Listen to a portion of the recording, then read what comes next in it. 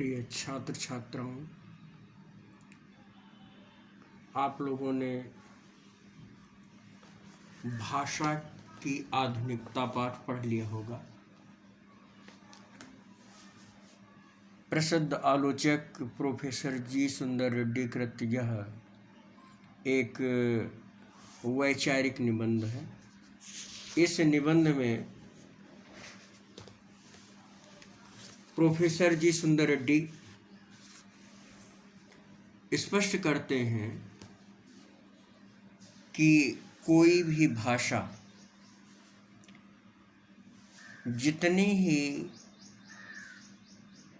गतिशील और स्वाभाविक रूप से अन्य भाषाओं से तालमेल बनाकर चलने वाली होगी, वही भाषा वास्तव में वर्तमान समय में सर्वाधिक सक्रिय और सर्वाधिक उपयोगी सिद्ध होगी। उन्होंने बताया है कि जिस प्रकार प्रकृति अथवा संस्कृति नित्य नवीनता चाहती है,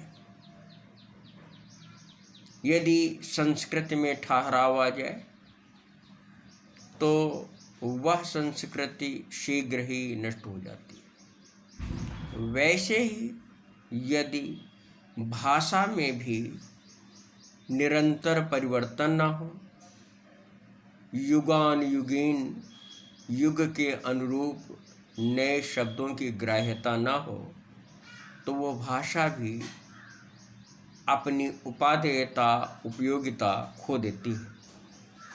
अब भाषा में परिवर्तन दो तरह के होते हैं। एक तो यत्न साध्य,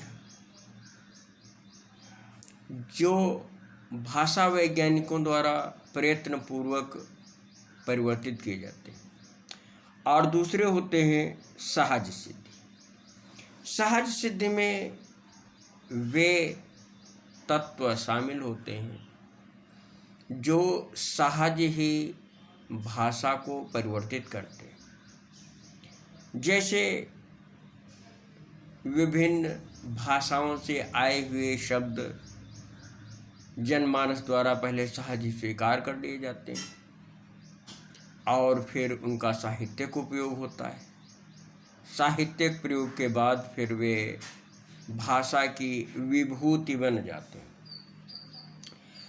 अब प्रश्न ये उठता है कि यदि हम इन सब तरीकों से, इन विधियों से भाषा को स्वच्छंद छोड़ दें तो भाषा का स्वरूप बिगड़ जाएगा। यह अवश्य है कि प्रत्येक भाषा के लिए कुछ मानक, कुछ निश्चित मानदंड होना आवश्यक है। हमारे देश में इसके लिए 1950 ईस्वी में तकनीकी शब्दावली आयोग की स्थापना हुई। उसने यथासंभव नए शब्दों को प्रयोग किया, किंतु प्रश्न यह उठता है कि जब तक हम उन नए शब्दों का प्रयोग नहीं कर पाते हैं, नए शब्दों का प्रयोग करते नहीं हैं, तब तक उस शब्द का बनना व्यर्थ है। अब जैसे हम पढ़ा करते हैं, सुना करते हैं कि हिंदी भाषा में बहुत से ऐसे शब्द बनाए गए जिन शब्दों का प्रयोग प्रचलन में नहीं है। अब ऐसे शब्द जो प्रचलन में नहीं है, उनसे भाषा का कोई विशेष फायदा नहीं हो सकता है। अब प्रश्न ये उठता है कि भाषा में शब्द कैसे स्वीकार किए जाएं। तो जो अन्य उपयोगी विदेशी भाषाओं के शब्द हैं, जो वैज्ञानिक तकनीकी भाषा के शब्दावलियाँ हैं, उनको हम ज्यों का त्यों स्वीकार करें।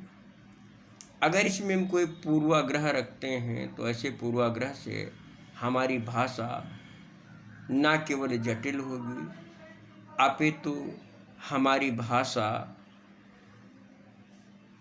गतिहीन हो जाएगी। सौभाग्य की बात है कि हमारी हिंदी भाषा इस मामले में अत्यंत गतिशील है। वह संस्कृत की वंशजा होने के कारण नित्य नए प्रकार के शब्दों को ग्रहण करती है और ग्रहण करने के साथ ही उनका प्रयोग होता। यही कारण है कि हिंदी भाषा आज विश्व की समृद्ध भाषाओं में शामिल हो सकी है। अब नित्य नए वैज्ञानिक प्रयोग होने के कारण हमारी भाषा विभिन्न दृश्य और श्रव्य माध्यमों से जन जन तक पहुँचती है। यहाँ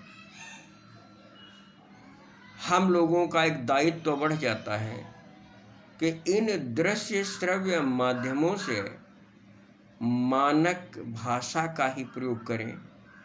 यदि हम भाषा का विकृत स्वरूप प्रयोग करेंगे तो परिणाम स्वरूप भाषा में विकृति बढ़ती जाएगी। इसलिए भाषा के सुधार का दायित्व केवल कुछ विद्वानों, कुछ भाषा वैज्ञानिकों तक ही निश्चित नहीं है, अपितु यह देश के प्रत्येक नागरिक का कर्तव्य है कि वह अपनी भाषा के सही, वास्तविक और व्याकरण सम्मत स्वरूप का प्रयोग करे तथा अपनी भाषा में ही यदि हम अपने विभिन्न कार्यों को संपादित करेंगे तभी हमारी भाषा का महत्व बढ़ेगा और वह उपयोगी सिद्ध होगी। धन्यवाद।